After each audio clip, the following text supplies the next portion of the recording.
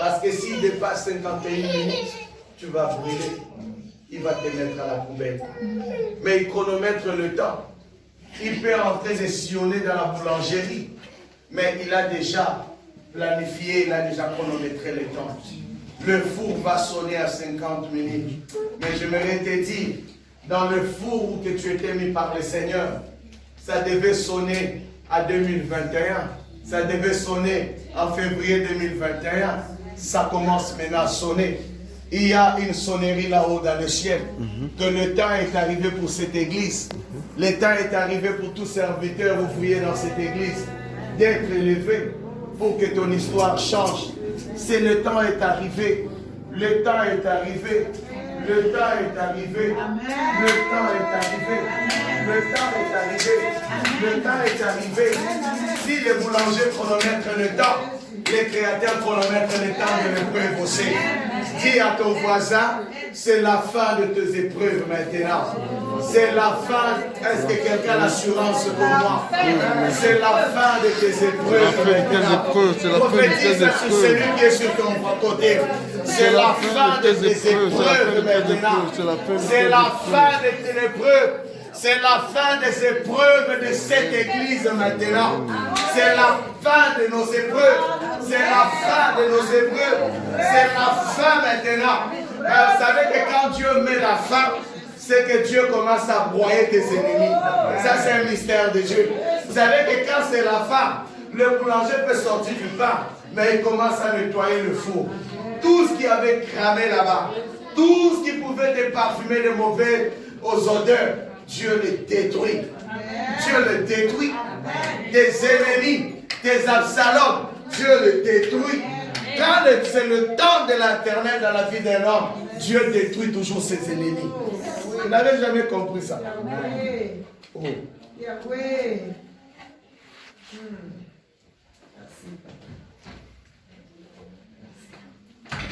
C'est la fin. J'exhorte tout un chacun à s'élever, à se réveiller. Le temps est arrivé pour cette église. C'est ce qui est déjà écrit dans le spirituel, que le temps est déjà arrivé pour cette église. C'est le temps de la moisson. Ceux qui dorment, qu'ils se réveillent maintenant. Quelque chose est en train d'arriver sur cette église.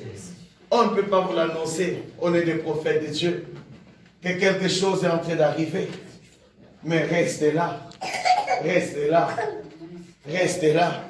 Jésus savait qu'en mourant à la croix de Golgotha, il avait dit le troisième jour, je ressusciterai. Mais il avait donné cette prédiction. Restez à Jérusalem. Restez à Jérusalem. Restez à Jérusalem. Restez à Jérusalem. Non seulement restez à Jérusalem, il dit que le Père enverra le Saint-Esprit comme il avait promis. Que le Saint-Esprit descendra à Jérusalem. Le Saint-Esprit descendra à Jérusalem. Le Saint-Esprit descendra à Jérusalem. Le Saint-Esprit descendra dans cette église. Dans les épreuves, il y a tout. Dans les épreuves, il y a ceux-là qui peuvent te quitter. Dans les épreuves, il y a de ceux-là qui peuvent te tourner le dos. Mais laisse-le partir. Laissez-moi le temps de louer le Seigneur maintenant. Amen. Dans les épreuves, j'aime le Seigneur. Certainement un jour, il y avait une réunion après la mort et la résurrection de Jésus. Les 60 qui avaient quitté Jésus. Certainement, ils s'étaient réunis quelque part pour dire que nous n'avions pas été sages. Si on était resté avec cet homme, nos noms seraient écrits sur les colonnes de la cité céleste. Mais on a quitté. On a quitté. Mais pendant il était en train de partir, parce que Dieu connaissait, il fallait les 12. Les 12 de l'Ancien Testament, les 12 de Jésus, feront les 24 vieillards de l'Ancien Testament, feront les 24 colonnes, feront les 24 poteaux, feront les 24 sages, feront les 24. Il fallait que Jésus apporte 12. Il fallait que Jésus apporte 12. Moïse avait apporté 12 tribus. Mais Jésus fallait apporter 12 noms pour casser qu'il y ait 24 vieillards. Mais j'aimerais te dire une chose est vraie, que si Jésus qui a apporté 12, c'est que est capable de te porter dans le royaume. Tu ne seras pas une colombe. Tu ne seras pas une colombe. Mais toi, tu habiteras avec lui dans la nouvelle cité. Tu habiteras sur la table. La Bible dit que nous sommes invités à la noce de l'agneau. Non, bien-aimé, tu ne connais pas. Tu es le privilégié de la gloire de Dieu. Tu es le privilégié de la table de Jésus. Il mangera avec toi.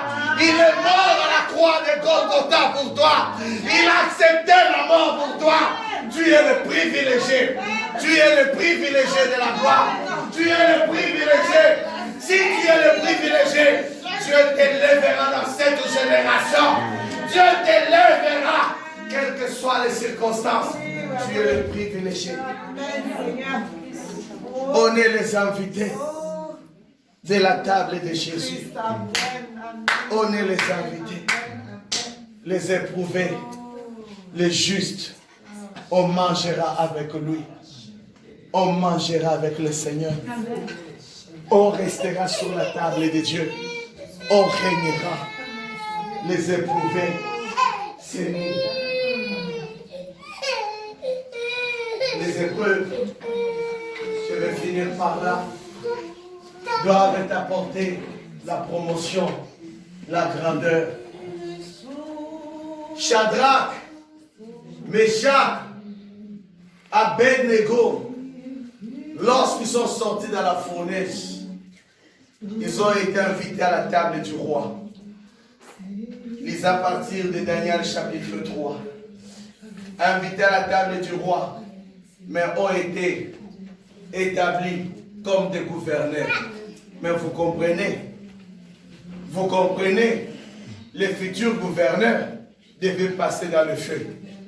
Les futurs rois, les futurs serviteurs de Dieu, des hommes que Dieu doit élever dans cette génération, Dieu le met toujours dans le feu.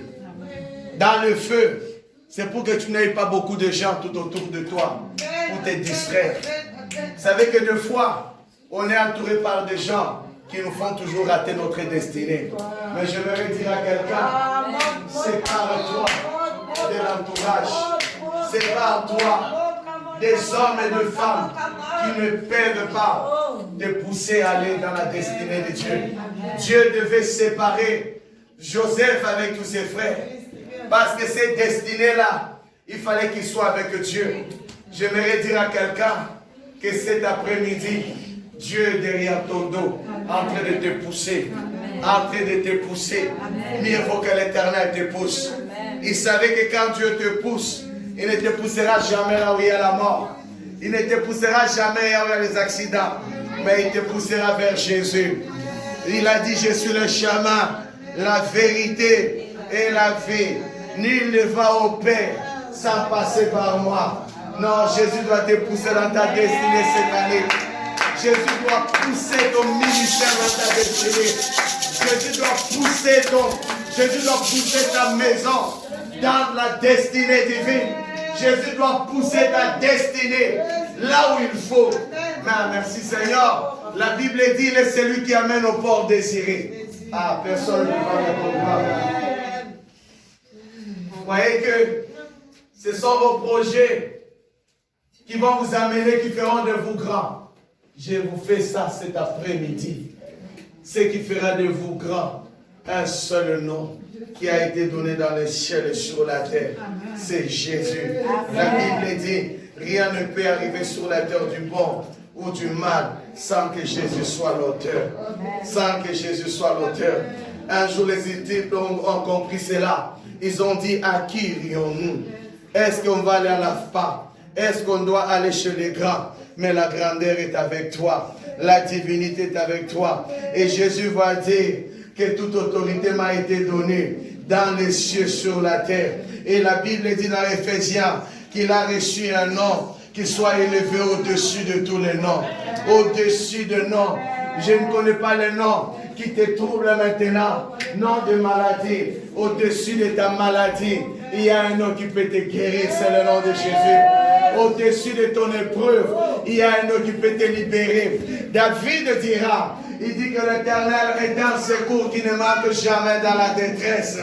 L'Éternel, il dit, je lève les yeux vers la montagne, mais d'où me viendra le secours?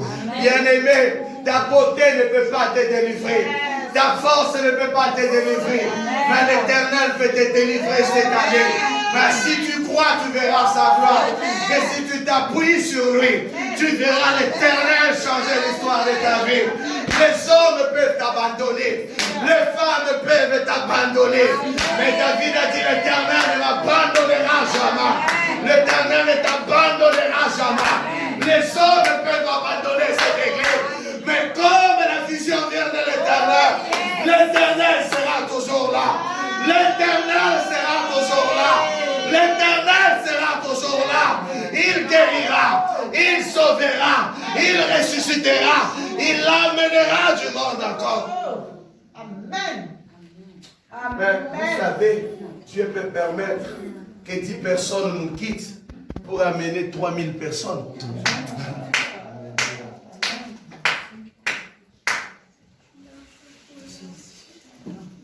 Quand Judas a quitté, Matthias était déjà là. On les préparait. Des fois, on a peur. Quand quelqu'un dit, je quitte l'église. Si quelqu'un vous dit un jour, je quitte l'église, vous savez ce qu'il faut faire.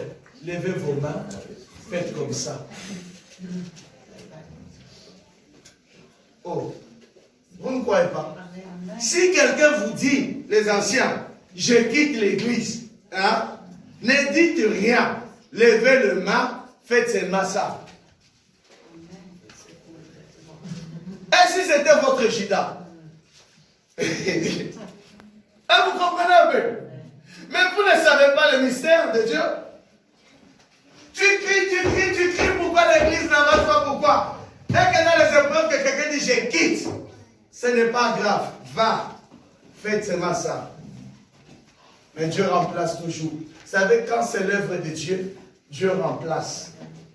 Quand on a tué, comment il s'appelle ce jeune homme? Oh my God. Étienne. Quand on l'a tué, il était le meilleur, il était le bon. Mais Dieu va envoyer un numéro 10 au nom de Paul, au nom de Neymar de la Bible. Il va faire mieux. C'est un Neymar, c'est un libéraux. On a tué Étienne, Dieu a suscité Paul. Paul allait partout, même la mort. Il a connu, on l'a lapidé, on a tout fait, on l'a empoisonné. Les serpents l'ont mordu, ça n'a rien fait. Vous savez que quand un homme quitte l'église, Dieu envoie toujours ce qui est plus meilleur. Amen. Ça, c'est ce que j'ai toujours compris avec Dieu. Amen. Mais une fois que les autres quittent, c'est dans les épreuves que tu connaîtras ceux qui t'aiment et ceux qui ne t'aiment pas. Amen. Quand quelqu'un vous quitte, faites seulement un bye-bye. J'aime bien, c'est les Espagnols qui disent adios muchacha. Hein? Adios muchacha. Hein? Quand quelqu'un te quitte, il faut lui faire seulement ça. Ce que Dieu va remplacer sera plus meilleur que toi. J'aime ce que la Bible dit. La gloire de la deuxième maison sera plus grande que celle de la première. Amen. Non, vous ne pourrez pas comprendre. Amen. Des fois, on crie, on se lamente de Judas. Mais il ne faut jamais crier. Nous regardons plus ce qui est extérieur. Mais lui qui sonde le cœur et le rein, il sait. Les hommes et les femmes que Dieu enverra dans cette église, ce sera des hommes et des femmes de connexion qui vont influencer ta destinée à aller plus loin.